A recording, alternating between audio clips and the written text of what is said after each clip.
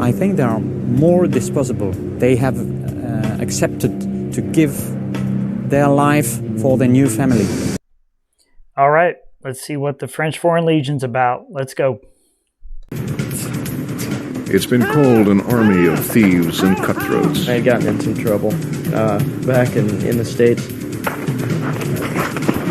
A band of hired killers. So the French Foreign Legion has a reputation to be mercenaries or killers, like you said, but realistically, they're infantrymen, and that's what infantrymen do. You don't train infantrymen for basket weaving. So the fact that they have a bad name for being killers is kind of ridiculous. Australian Army, and I was kicked out. But from the burning sands of northern Africa to the jungles of South America, whenever the odds are long and the battle fierce, the French Foreign Legion has been called into action. I think they are more disposable. They are ready for death. Did I just hear him right? Did he just say they're more disposable?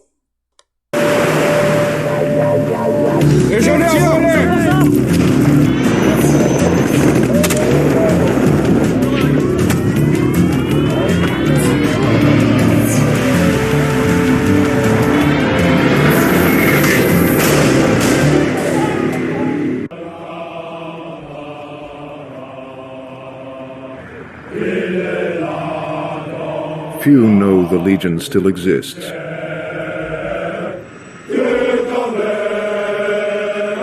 Even fewer have been inside. You know, I'll admit, I don't know a lot about the Legion.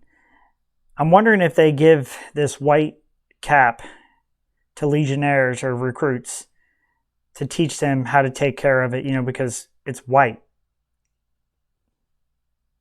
I don't know if you know the answer to that. Put it down below in the comments.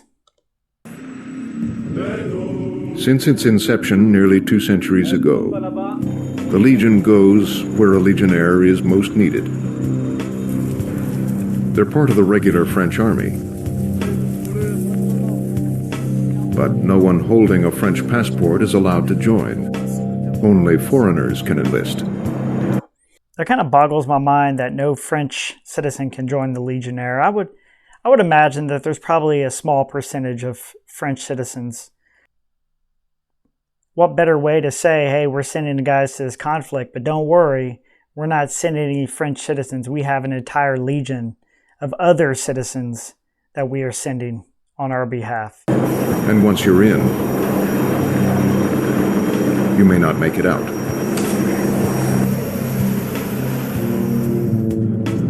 The Legion was created as a way to funnel immigrants and criminals out of France and onto the battlefield. An idea as old as war itself. Mercenaries who'll fight for profit, whatever the cost. And that's kind of scary when you think, in the way that he said it, mercenaries that are only fighting for a profit. However, I would say that most of these guys fighting for the French Foreign Legion, yes, some of them are trying to escape their past. They're trying to escape the country that they're coming from, and therefore they're just doing this for profit. But I can imagine a lot of these people in the Legion are doing it for very similar reasons that people join their country's military, and they're trying to test themselves. They're trying to be the best of the best. It's not always about money for soldiers. In fact, most of the time it's not at all. In a quiet town in the northeastern United States, Thomas Kadish goes about his daily routine. For 2.5 years, he's worked as an auditor for a local oil company. His weapons today are calculators and computers, but they weren't always. Inside, Thomas hides secret memories of times past and battles fought. From 1980 to 1985, Kadish served in the French Foreign Legion. By the time he joined, he'd already spent 4.5 years in the U.S. Marine Corps. When being one of the few and the proud lost its edge, he went looking for something more adventurous. And he obviously joined the Marine Corps to test himself, to test his mettle, to go to combat, just like every young soldier does or Marine does. But it wasn't enough for him. And this was back in the 80s. Can you imagine soldiers today? I mean, if you were to put him through basic training today, it would be a joke. And then he goes and fights in the Legion. He's not doing that for money. When I joined the Legion, I didn't know whether or not I'd live through the 5 years. My goal was to be a mercenary. Life expectancy of a mercenary isn't very high. I figured my life expectancy as a Legionnaire would be about the same. Today, more than 8,000 men from over 130 countries serve in the French Foreign Legion.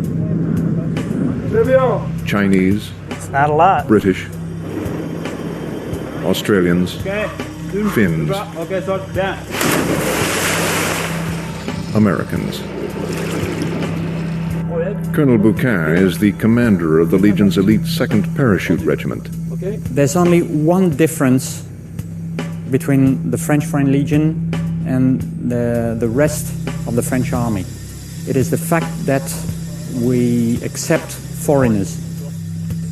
For everything else, it is almost exactly the same. The same rules, the same equipment, the same weapons, the same vehicles, the same structures, same organization. So what he's saying is essentially there's not really a difference between the Legion and the rest of the French army. He's saying that the equipment they carry, the weapons they carry, it's the same. The only difference is that it's completely compiled of foreigners. I would be curious to know if they're more specialized than the rest of the French army, or if they're like more on par with their special operations. If you know that, go and put that down in the comments. With one exception. While French law allows women to serve in the army, the Legion itself won't let them in. General Bernard Grail is the highest-ranking officer in the French Foreign Legion.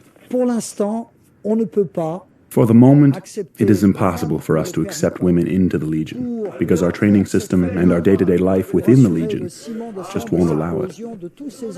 To make this family work and create a cohesive unit from this group of foreigners, we have to place everybody into a big bowl, close the lid, and shake it around.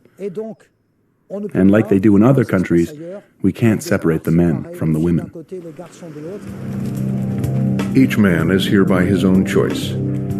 Formation par groupe successif en avant. Most crave adventure and hear the calling of the warrior. If you're going to join an army, you don't want to spend all your time in garrison. You don't want to waste your time training and never getting a chance to use it. If you join the Legion, more likely than not, you're going to go to combat.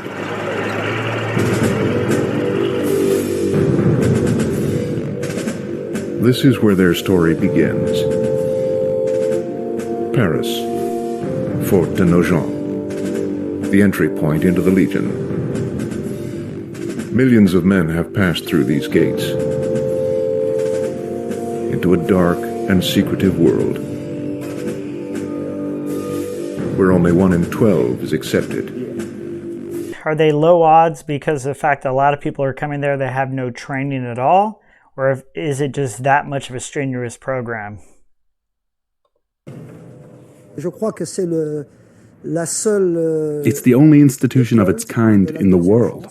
The only one that gives a man a second chance. Whatever the reason, if the man wants to shed his old skin, leave behind his entire life, he can come to us and start over, be reborn in a way, without a lot of questions about his past.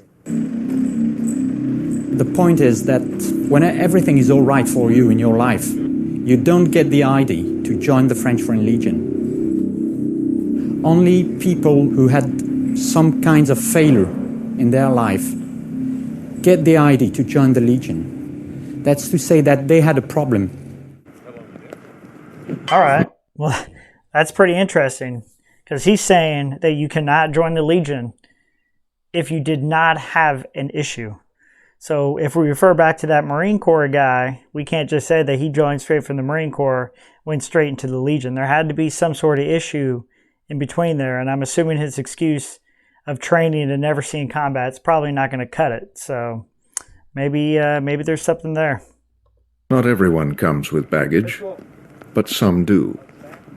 28-year-old Randolph Clark was rejected by the U.S. military. He discovered the Legion on the internet.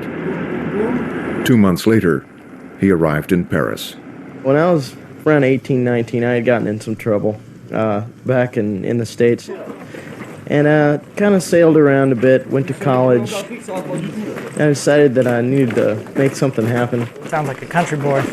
The Legion offers every recruit a fresh start and a new identity if he chooses. What languages? A guy who was speaking in broken English said, wait here, and somebody else came in who spoke English much better and said, why do you want to join the Legion? So I told him why I wanted to join the Legion, and he looked at my passport, and he said, wait here, and about 5 minutes later, he came back with a piece of paper with a different name typed on it, and he said, sign this, your name is now Jeffrey Keith. That's wild. Under their new name, they sign a 5-year contract that promises a rendezvous with danger. From this moment, you have guys train their entire career and never go to combat, and then something like 9/11 happens, and you have lines outside the recruiter door trying to sign up to fight for their country. Granted, it's a little bit different because there's another aspect to that. Most infantry guys don't want to train and never go see combat. Recruit begins a new life, whether he's looking ahead or over his shoulder. If he chooses to shun his past, it won't get through the front gate. Colonel Mishka Yakovlev. The idea is that, in effect, we'll sign the contract under fake identity, and that is anonyma. So you've got diplomas. We create a disconnect between the you were as a civilian before and who you are now as a legionnaire. So someone who's looking for you, you're not there anymore. You've left this planet. The new recruits get shipped south. So essentially saying, we're going to change your name. Someone's looking for you. They won't be able to find you here because you no longer exist. There is, within the States, 3-letter agencies that do very similar things using alias names through training. Down to the outskirts of Marseille, in the town of Aubagne. Here they undergo 3 weeks of rigorous testing. Those who make the cut face a tougher ordeal. All right, so this is a pretty long video. It's probably going to break it down in 3 separate parts. But if you like videos like this, like, comment, subscribe on the video, and let me know what you want to see next.